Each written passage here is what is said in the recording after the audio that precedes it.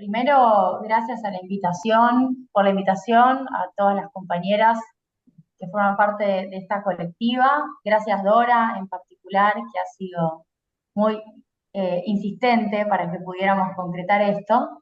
Y bueno, y contarles en primer lugar de qué va el presupuesto, si quieren en términos generales, y luego preparamos, acá está Aldana, que me va a secundar, unas filminas que hacen a un informe sobre la ejecución presupuestaria en materia de género en el 2024 y lo que le espera a esas políticas con el presupuesto 2025.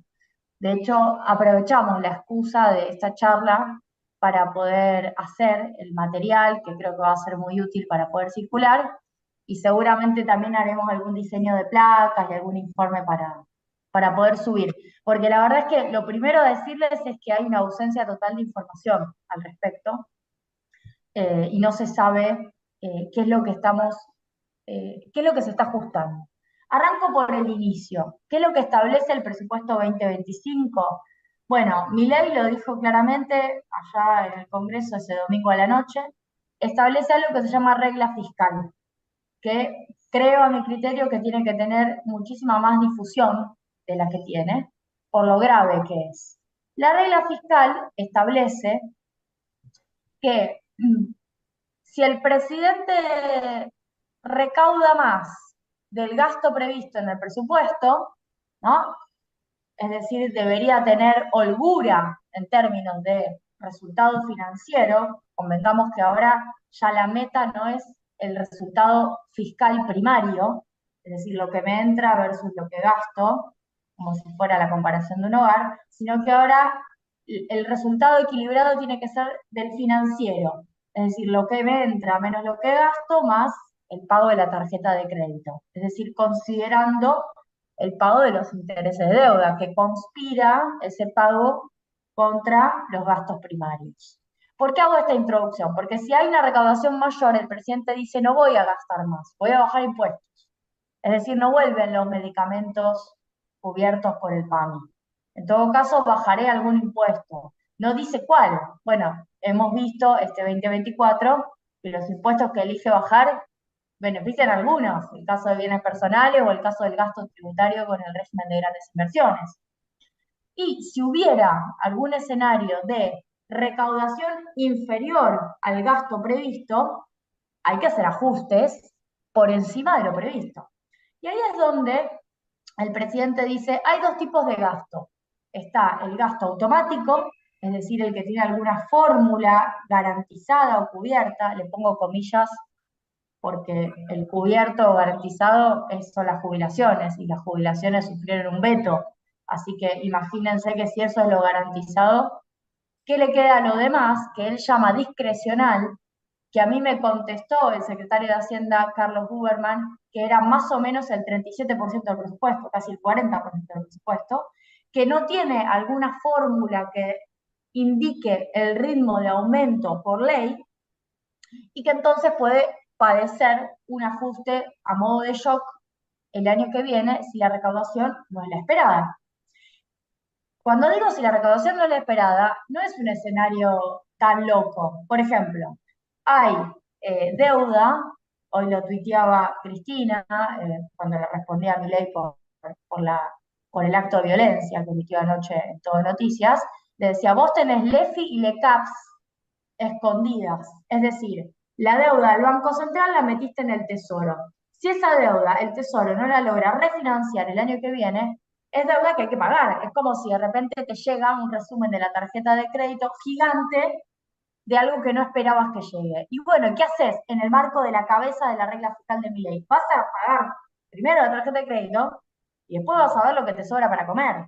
Bueno, eso es un poco el escenario 2025. Si hubiera una devaluación, por ejemplo, para levantar el cepo, bueno, habría una nueva contracción en términos económicos y esa contracción económica sería menor recaudación respecto de la esperada. Por ende, también una devaluación, por ejemplo, haría mella en relación a los gastos primarios discrecionales. Este es el corazón de la regla fiscal.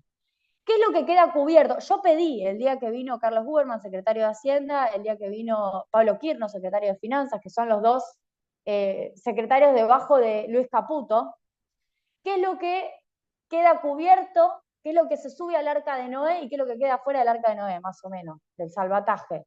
No me contestaron. Ahora, es obvio que todo lo que tenga que ver con partidas de género, plan acompañar, diversidad, todo eso es discrecional. Y les digo un agravante. Milei dice, yo voy a cumplir una regla fiscal, así que lo que es automático no lo voy a tocar, quédense tranquilos. Pero a renglón seguido, hay partidas que estaban ajustadas y que las desindexa, es decir, les saca su actualización por ley. El gran ejemplo, por lo grave, es la ley de educación. Saca el 6% del PBI, que es un parámetro al cual tiene que llegar el gasto de educación, lo suspende. De hecho, yo en las preguntas le digo, lo derogan, y me corrigen los caraduras, no para decirme no lo derogamos, para decirme no, en realidad lo suspendemos. Bueno, a los efectos del 2025 es lo mismo. Suspenden la ley que dice 6% de plata para la educación de PBI. Suspenden la ley que dice 0,2% del sector público nacional de plata para escuelas técnicas. Suspenden la actualización de las asignaciones familiares por la ley de movilidad. Es decir, las asignaciones familiares, que es la cobertura para los pibes hasta 18 años, específicamente para trabajadores y trabajadoras formales, bueno, las desindexan. Entonces es una regla, pero que después tiene una trampa adentro. Podemos decir que también sacan el FONDEF, que es el Fondo de la Defensa para el reequipamiento de las Fuerzas Armadas, que establecía cuánto se tenía que gastar en reequipamiento de las Fuerzas Armadas. Y al mismo tiempo la tenemos a Patricia Bullrich diciendo que las Fuerzas Armadas tienen que hacer tareas de seguridad nacional, lo cual también es discutible por toda nuestra historia con la última dictadura y lo que eso significó. Pero incluso es contradictorio con lo que Bullrich propone de las Fuerzas Armadas teniendo más recursos, y también se los sacan a los recursos. Bueno, todas las discusiones feministas que nosotras podamos tener en este Zoom tienen que entrar en este marco, que es el marco de un ajuste del 2024 fenomenal, que ahora les quiero mostrar el PowerPoint que armamos.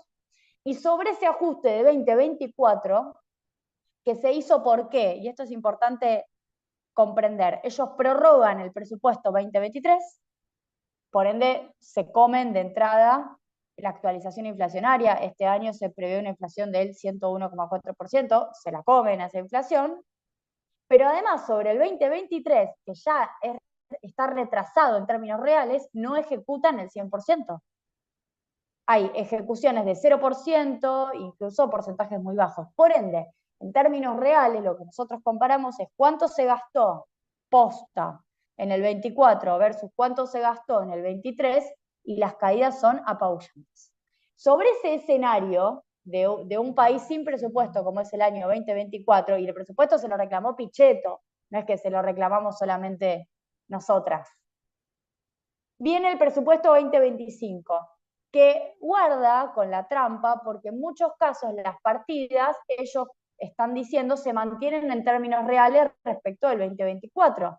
Pero claro, comparan el 2024, el presupuesto prorrogado, más allá de cuánto se ejecutó, con el 2025 se mantiene en términos reales. Sí, pero acá no ejecutaste nada. Y mantenerlo en términos reales significa continuar con el ajuste.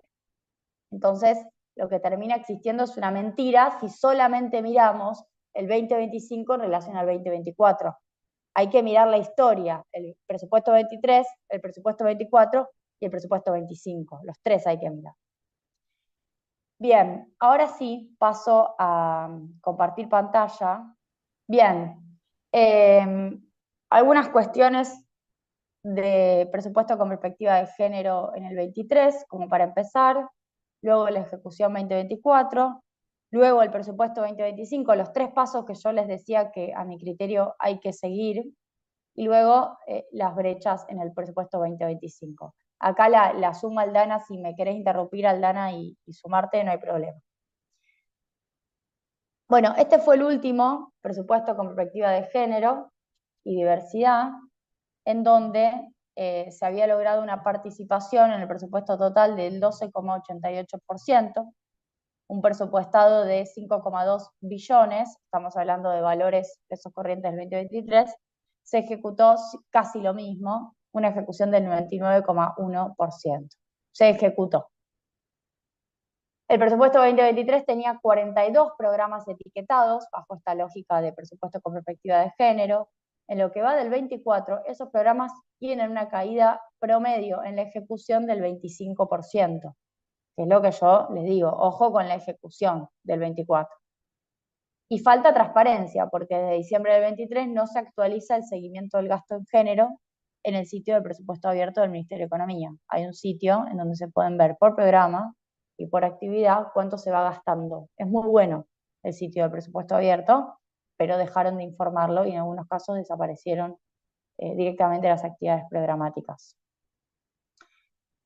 ¿Qué pasó en el presupuesto 2024? Bueno, acá tenemos algunos de los 10 principales programas del PPG. Esto es lo que se gastó en el 24, de enero a septiembre, 9 meses, versus lo que se gastó en los mismos 9 meses del 2023. Fortalecimiento de la infraestructura social del cuidado, la caída es del 99,5, es decir, no hubo ejecución. Fortalecimiento edilicio de jardines infantiles, caída de 86,6.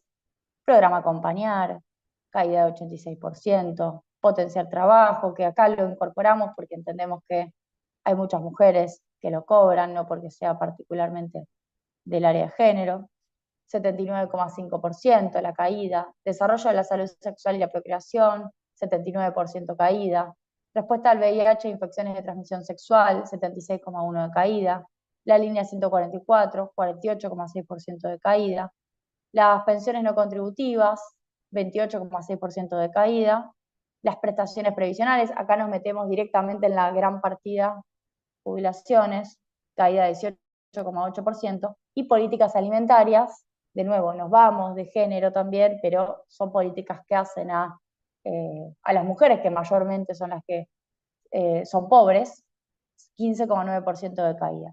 Sí aumenta asignaciones familiares, 26,4%, que fue específicamente una política del presidente luego de la devaluación de Y diciembre. Juli, te agregó prestaciones previsionales, específicamente lo que estaba etiquetado en 2023 son las moratorias previsionales, y en lo que tiene que ver con políticas alimentarias, la caída corresponde a la tarjeta alimentar.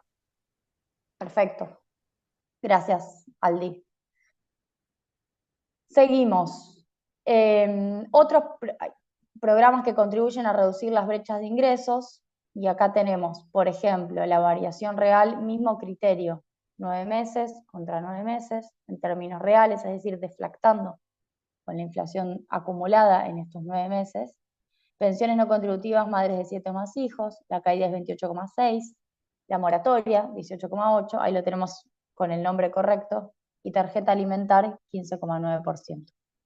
Es decir, fíjense cómo el ajuste, que en muchos casos es transversal, tiene un impacto en clave de género. Vamos a otros programas, por ejemplo, el programa Registradas, directamente podemos considerarlo que desaparece. Lo mismo con el potenciar inclusión joven. Estamos hablando del 2024, aclaro. No nos metimos todavía en el presupuesto 2025. Y les quiero decir una cosa, cuando yo le decía a Aldana Denis, que acaba de hablar, que empecemos a mirar el presupuesto, lo primero que hace Aldana es mandarme un WhatsApp un domingo a la mañana y me dice, Julia, pero es que no hay nada para mirar, no hay nada en el presupuesto 2025, ¿qué vamos a mirar? Digo, bueno, vamos a mirar qué pasó en el 24 y luego vamos a reconstruir en función de eso el 2025. Lo cuento porque es lo que nos pasó y no pasa en todas las áreas. En todas las áreas en general, en el 2025 hay cosas para decir. Acá hay cosas para decir, el daño está ocurriendo en el 2024. Ese es el resumen de la charla de hoy, básicamente. Y el potencial trabajo, 80,2% de la caída. Bueno, otros programas que contribuyen a reducir las brechas de violencias, ¿no? Acá tenemos el patrocinio jurídico destinado a las víctimas de abuso sexual, prácticamente desaparecido en estos 9 meses del 2024. Rescate y acompañamiento a víctimas de trata, 87,9, desaparecido prácticamente. Programa Acompañar, nuevamente, formulación de políticas de igualdad y diversidad. Línea 144, Ley Brisa, muy importante. Miren, mañana, hago un paréntesis, viene la secretaria de la ex-CENAF, ¿no? o la CENAF, la secretaria de Niñez y Adolescencia, que me acaban de decir, acabo de chequear, que viene del equipo de Horacio Rodríguez Larreta de la ciudad, y estuve armando algunas preguntas para las cuales obviamente voy a tomar consejo porque viene mañana a las 3 de la tarde a dar explicaciones sobre el presupuesto. Y una de las cosas que me acaba de contar un funcionario es que la ley Brisa está desfinanciada. Y es una ley que yo después quiero ver quiénes la votaron, de los diputados y de las diputadas, porque seguramente ha tenido un nivel de acompañamiento importante. Y también me lo dijo sobre la ley Lucio, que también ha tenido un nivel de votación transversal y que no pudimos encontrar todavía, recién estaba teniendo esa charla acá en la oficina, cuál es el programa, porque prácticamente quedaría desfinanciado. La ley Lucio no lo estamos encontrando. Lo digo porque creo que tenemos en nuestro movimiento feminista algunos recursos para jugar algunos golpes de efecto, considerando todo lo que nos insistieron con algunas agendas en particular. Bien, programas que contribuyen a reducir brechas de salud. Acá nuevamente, educación sexual integral, ESI, cae 99,4% en 9 meses, es decir, desaparece. Hubo unas compañeras que me vinieron a ver acá a la oficina de un grupo de feministas, que no recuerdo el nombre, que habían hecho un pedido de acceso a la información al ministerio y ya les estaba dando que no estaban comprando misoprostol, que no estaban previendo esas compras como corresponde. Estoy hablando de una charla que tuve en marzo del 2024 de este año. Desarrollo de la salud sexual y procreación responsable cae 79%, cae respuestas al VIH e infecciones de transmisión sexual y también cae acciones para identidad de género. Crece, programa 1000 días, 158,5%. Efectivamente, lo que hizo Milei apenas asumió fue aumentó 100% la UH y aumentó programa 1000 días. Y ellos, cuando uno abre el diario Clarín un día y se encuentra con qué dice el diario Clarín te muestra, porque Petovelo se ocupa de mostrar eso, programa 1000 días y AUH. La única política que ellos reivindican son esas dos. Claro, pero todo lo demás lo van haciendo pelota. Por eso digo que tenemos que visibilizar todo lo demás, básicamente.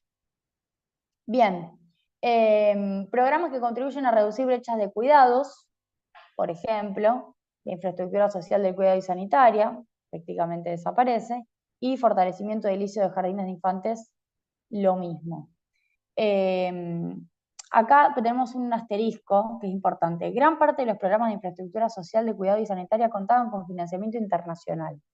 Por lo tanto, según la ley base, se trata de obras que deberían reanudarse. Nosotros habíamos logrado, y el Senado validó, que todo lo que tenga financiamiento internacional no se cortaba. Los números muestran que la práctica no sucedió. Esto es muy importante. De hecho, yo misma me encontré hace 2 semanas teniendo que hacer un pedido de informes por pedido de los trabajadores y trabajadoras de FOETRA telefónicos, porque el ARSAT 3, por ponerles un ejemplo que no tiene nada que ver, pero es lo mismo, el ARSAT 3 tiene financiamiento de la CAF, de la Corporación Andina de Fomento, y no lo están haciendo. Y eso era financiamiento internacional. Así que ahí también hay cosas para plantear y si podemos incluso indagar más aún, porque esto es información que nace humildemente del informe que hemos elaborado para esta charla, pero creo que podemos todavía enriquecerlo más. Si podemos mejorar esta información, es más interesante aún hacer hasta pedidos de informes diciendo dónde está ese financiamiento internacional, se desembolsó, cuánto se desembolsó, qué hicieron. Y ahora sí vamos al presupuesto 2025. Yo les expliqué recién la regla fiscal, así que estas filminas son para dejar en claro, porque ojo que lo que dice el presidente lo está llevando adelante. Cuando él dice lo discrecional es una cosa, lo automático es otra, efectivamente va a avanzar sobre lo discrecional. Y quiero decirles otra cosa, cuando los gobernadores fueron y le firmaron que el gasto en Argentina iba a ser el 25% del PBI según el pacto de mayo que se firmó en julio, bueno, avalaron esto también, porque ese pacto que firmaron, que creyeron que firmaban un papel pintado, bueno, Milei cuando justifica el ajuste que van a hacer, lo justifica por eso que firmaron, porque el gasto tiene que ser el 25% del PBI. Entonces permite avanzar en este sentido. Los despidos de AFIP mismo que estamos conociendo el día de hoy que se van a hacer, tienen que ver con esa reducción del gasto. Bueno, acá un poco la pregunta, ¿cuáles son las automáticas? ¿Cuáles son las discrecionales? Desprotegen la movilidad de las asignaciones, suspenden los presupuestos mínimos de educación técnica, del FONDEP. Me olvidé de mencionar, el presupuesto mínimo de ciencia y tecnología también lo suspenden, que es el 0,45% del PBI. Y de las partidas etiquetadas en 2023 como PPG, presupuesto con perspectiva de género, solo quedarían protegidas las jubilaciones y las pensiones, pero con dos asteriscos para nada menores, porque cuando Milei vetó la ley, hizo que el bono quedara congelado en 70.000 pesos para siempre. Esto lo confirmó Mariano de los Heros, titular de ANSES, me lo confirmó a mí el martes pasado y lo hemos publicado. Lo explico brevemente, ya todas ustedes lo saben, pero la jubilación mínima se compone de la mínima más 70.000 pesos. Eso prácticamente sumaba unos 300.000 pesos, sumaba a septiembre. El aumento con la ley iba a ser a unos 317.000 pesos. Pero ¿qué hacíamos con la ley? Que los 70.000 pesos dejen de ser discrecionales y se incorporen a la jubilación y que entonces ahora todo aumente con la movilidad, los 70.000 pesos y la jubilación mínima. Ellos decidieron que eso se vetaba, entonces los 70.000 pesos no se mueven por IPC, quedan en 70.000 pesos durante todo el 2025. O sea, están en 70.000 desde marzo, y todo el 2025 también van a seguir en 70.000 pesos, por ende es una licuación de las jubilaciones más bajas, porque son esas las jubilaciones que más necesitan de los 70.000 pesos, que es casi un tercio de la jubilación mínima, que son las mujeres que entraron por la moratoria. Es decir, hay una licuación que también tiene una afectación claramente de género. Y el vencimiento de la moratoria previsional. A ver, el martes pasado se confirmaron estas dos cosas. El 23 de marzo se termina la moratoria previsional y no hay prórroga. Hubo dos confirmaciones que hacen a que las mujeres no se puedan jubilar más y a que las que se jubilaron les licúen la jubilación muchísimo más que el resto de las jubilaciones, que ya de por sí han sufrido una licuación importante. El resto de las partidas quedarán condicionadas a que se cumplan las estimaciones tanto de recaudación como de inflación, lo que yo dije más temprano. También queda todo medio atado con alambre, pero queda dentro de la fórmula de movilidad. Bien, y acá tenemos esta foto, que es una foto actualizada, ¿no? Las mujeres se encuentran sobrerepresentadas en quienes cobran la mínima, el 78% de las jubiladas accedieron vía moratoria, las mínimas perdieron más que el resto. Esto es algo que hicimos como CEPA, ahora se los voy a mostrar. Las mujeres están en peor situación para jubilarse, nos sigue dando lo mismo, 9 de cada 10, que sé que lo repetimos todo el tiempo, pero lo volvimos a hacer a la fecha de junio, si no me equivoco, del 2024, y sigue dando 9 de cada 10, no es que estamos repitiendo un dato viejo, da 9 de cada 10 que no tienen los años y tienen que acceder a una PUAM. La PUAM hoy sale publicado por Boletín Oficial, está en 202.000. En eso está. Y no es pensionable, es el 80% del haber mínimo y no es pensionable, es decir, no la cobra el cónyuge en caso de fallecimiento. Bueno, cantidad de años de aporte, mujeres entre 55 y 59 años, con 0 años tenemos el 45,1%, es un escándalo. Con años de aporte entre 1 y 14, el 32,3%, con 15 y 24 años, el 13%, y entre 25 y 30 años solamente el 9,5%. Por eso es solamente una de cada 10 podría lograrlo. Y acá lo que vemos es como la jubilación media, es la color verde claro, está un poquitito más arriba. Las dos sufren una caída fuerte, como se ve en enero y febrero del 2024, y luego está esta recuperación producto del decreto del 274 de marzo. Ahora, la jubilación media va un cachito más arriba, equiparando el nivel de noviembre del 23, ¿eh? No es que las jubilaciones recuperan, no, no.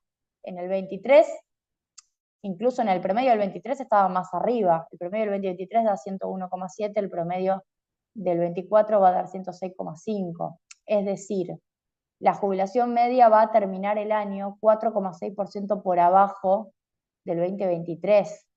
Lo digo porque el 2023, que ya fue un año complicado, igual va a terminar quedando más arriba en términos de promedio por adquisitivo que el 2024. Y si nos vamos a la línea azul, esa es la jubilación con bono, o sea, la que mayormente perciben las mujeres, que ¿por qué hace una curva para abajo? Bueno, porque el bono se mantuvo licuado, o sea, congelado y por ende licuado en 70.000 pesos, si no evolucionaría igual que la jubilación media.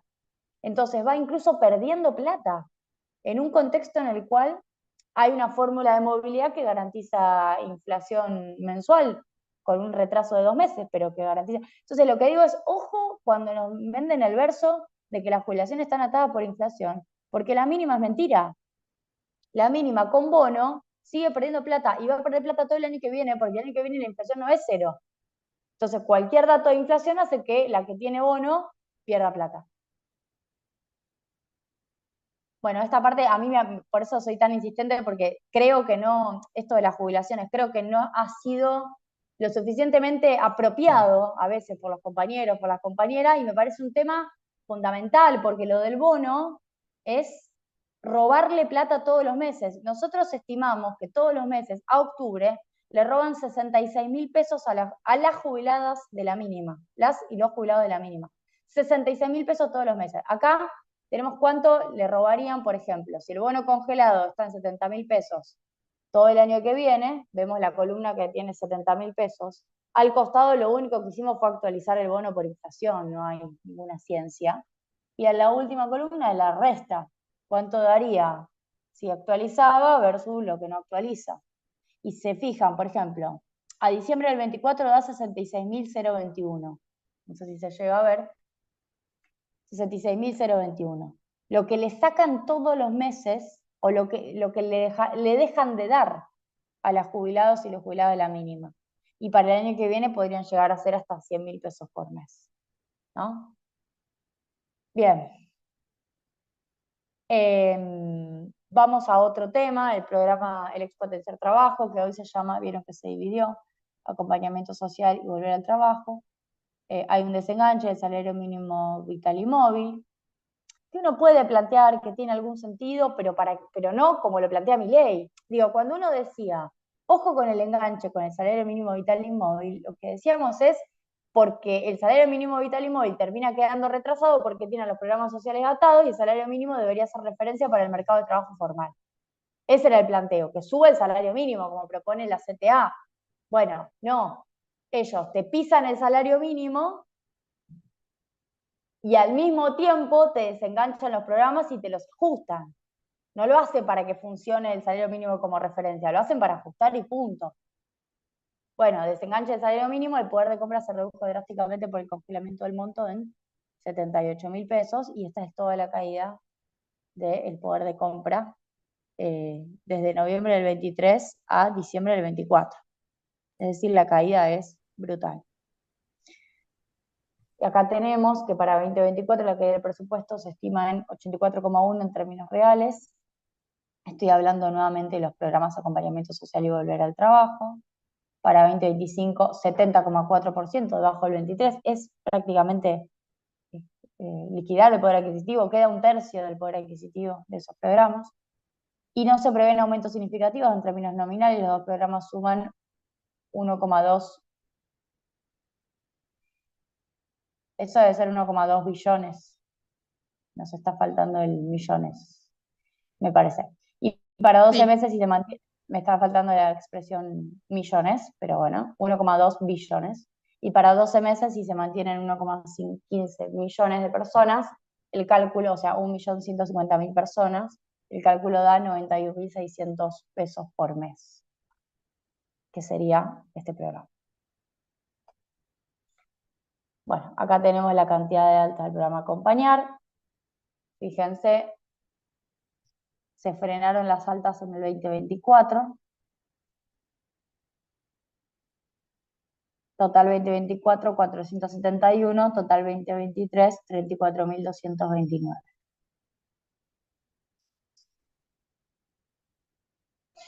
Y por último, el salario mínimo vital y móvil, bueno, una referencia para tener en cuenta la caída fenomenal. Acá tenemos que se introdujeron modificaciones al programa Acompañar.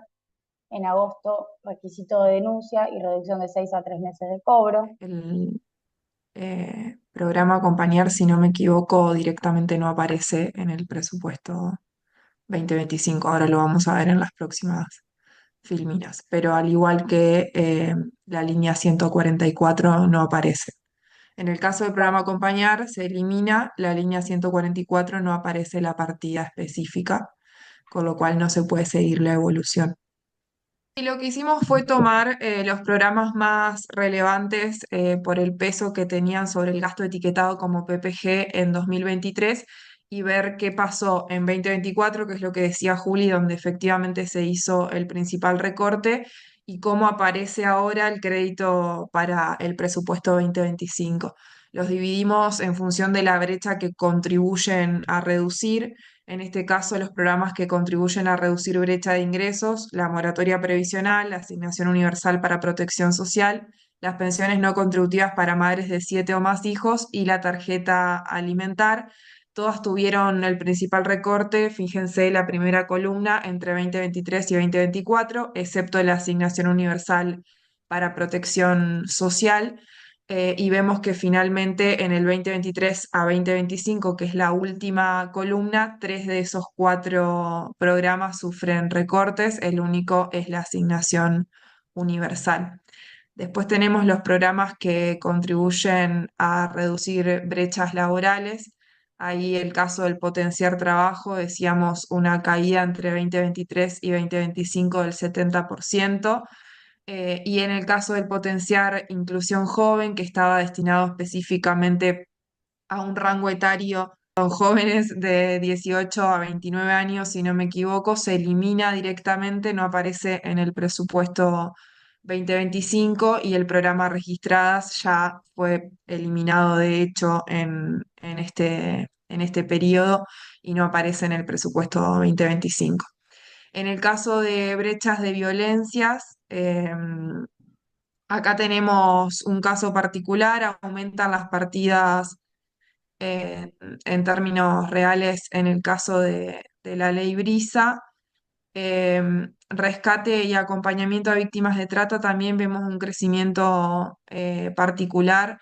Ahí hay unas cuestiones metodológicas que tienen que ver con qué involucran en cada uno de los programas, porque nos pasó, por ejemplo, con el programa 1000 días, que lo cambiaron del Ministerio de Salud al Ministerio de Capital Humano, entonces es bastante fino eh, llevar ese recorrido. Y en estos y en en el caso de estos 4 programas, que es patrocinio jurídico destinado a víctimas de abuso sexual, el programa Acompañar, como decía hoy, la línea 144 y la formulación de políticas de igualdad y diversidad directamente eliminados y no aparecen en el 2025. Brechas de salud, bueno, acá uno de los más relevantes es el de educación sexual integral, directamente eliminado. Había una de las placas mostraba que en 2024 se ejecutó solo el 6% del crédito que tiene vigente el programa. Bueno, nos faltó el programa 1000 días. El programa 1000 días sí tuvo un crecimiento en términos reales, es lo que decía Juli de los programas que muestra particularmente Petovelo. Y después tenemos respuesta al VIH, infecciones de transmisión sexual y desarrollo de la salud sexual y procreación responsable. Continúa el ajuste efectuado en 2024, 45,6 y 64,8 cuando se compara 2023-2025. Ahí se ve muy claramente esto que mencionan ellos, entre 2024 y 2025 hay un crecimiento porque justamente el ajuste y el recorte más profundo lo hicieron durante este año y acciones para la identidad de género eliminado directamente ya durante este año tuvo prácticamente nula ejecución. Y estos dos programas que contribuyen a reducir brecha de cuidados están enmarcados en la obra pública, ya sufrieron el principal recorte este año, el año que viene se profundizaría 70,9% y 84%. Dentro de estos dos programas, en fortalecimiento de edilicio en jardines de infantes, están la construcción de esos jardines de infantes que tenían financiamiento internacional, con lo cual lo que se puede ver es que para el año que viene tampoco proyectan cumplir con lo que quedó establecido en la ley Claro, bases, que es que iba a continuar ni este la año obra ni que el que tuviera. viene. Bien, bueno, cierro contándoles que nosotros tenemos un observatorio de géneros del CEPA, Aldana es una de las integrantes, tenemos varias compañeras, vamos a estar tratando de que esto sea un informe, así que la comprometo a Aldana en este momento para redactar un poquito estas explicaciones y vamos a hacer alguna campaña para que las placas circulen. El presupuesto todavía no se vota, no tiene fecha de votación, seguimos en las reuniones informativas y es muy importante que tengamos alguna voz sobre este tema. Así que muchas gracias. Muchas gracias por la exposición, por tanta preparación. Creo que además nos has dejado algunas sugerencias de activismo que seguramente ustedes también desde CEPA van a iniciar, que tienen que ver con revisar quiénes son los diputados y diputadas que han acompañado cierto tipo de leyes, como la ley Brisa. Bueno, no hablamos de la ley Micaela, pero en su momento seguramente también es algo que ha disminuido y quienes votaron estas leyes, bueno, que se comprometan con mantener esa palabra, ¿no? Y también la cuestión del financiamiento internacional. Creo que son dos temas en los cuales a través de pedidos de informes y a través de incidencia podremos intervenir. Hago una última, pongo en el chat un informe de presupuesto 2025 que armamos, que no es de género, es general. Perfecto. Lo recomiendo profundamente, sé que acá somos todas muy lectoras y puede ayudar mucho a entender lo que está proponiendo Milei. Muchísimas gracias. Sí, nos hace falta esta traducción. La verdad que lo sentimos colectivamente y nos está resultando muy útil. Así que leeremos entonces ese informe también.